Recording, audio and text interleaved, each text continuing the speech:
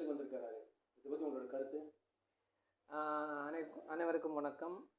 இந்த YouTube channel president Kabir மூலமாக இந்த கேள்வி எனக்கு கேட்டிருக்கிறாங்க.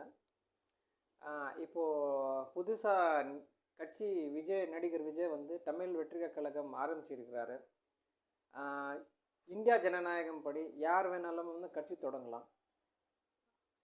போனதான் வந்து தமிழ்நாடு மக்கள் வந்து இப்போ ரெண்டே கட்சி இங்கே பார்த்தா திராவிட கழகம், அண்ணா திராவிட கழகம், 2 கட்சிகள் இருக்கிறாங்க.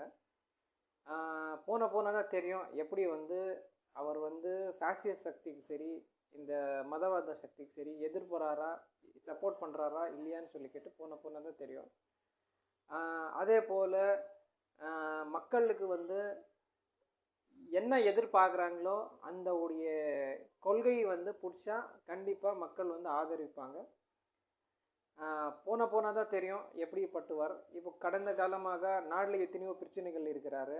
அது வந்து தமிழ் வெற்றி கழகமுடைய தலைவர் விஜய் அவர்கள் எந்த ஒரு விஷயத்தை வந்து கையில் எடுக்கலை.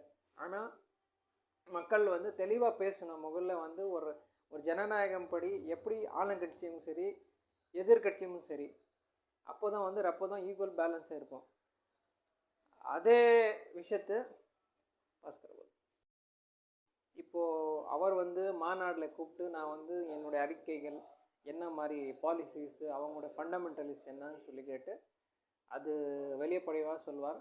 அங்கே நம்ம தமிழ்நாடு மக்கள் வந்து இந்த வந்து பெரியாரோட மண்ணும் அவர் ஃபேசிஸ்ட் சக்தி பின்னாடி போக மாட்டாருன்னு சொல்லிக்கிட்டு நம்ம பொதுமக்கள் சார்பாக நம்ம நம்பிக்கிறோம். ஆனால் அவங்க வந்து ஒரு மதவாதி போனால் மக்கள் வந்து தெரிப்பாக பதில் சொல்லுவார். வந்து அரசியலுக்கு தொடங்கியிருக்காரு, கொடியார் படுத்திருக்காரு, முதல்ல பேரறிச்சார் பாராளுமன்றத்துக்கு தேர்தல் முன்னால். இப்போ வந்து கொடியார் வீசியிருக்காரு. 2026 வந்து அரசியல் வரேன்றாரு. லேட்டாக வந்து தேர்தலில் வரேன் புதுக்கிறேன்றாரு. இதை பற்றி உங்களோட கருத்து? வர்றது விஜய் வர்றது நல்ல விஷயந்தான். ஆனால் வந்து தனித்து போட்டியிட வேணாம், கூட்டணியில் எதனா போட்டியிடணும் தான் என்னுடைய விருப்பம். நல்ல செய்வார் நினைக்கிறீங்களா விஜய் வந்தால்? எப்படி விஜய் வந்து 2026 முதலமைச்சர் ஆவாரா?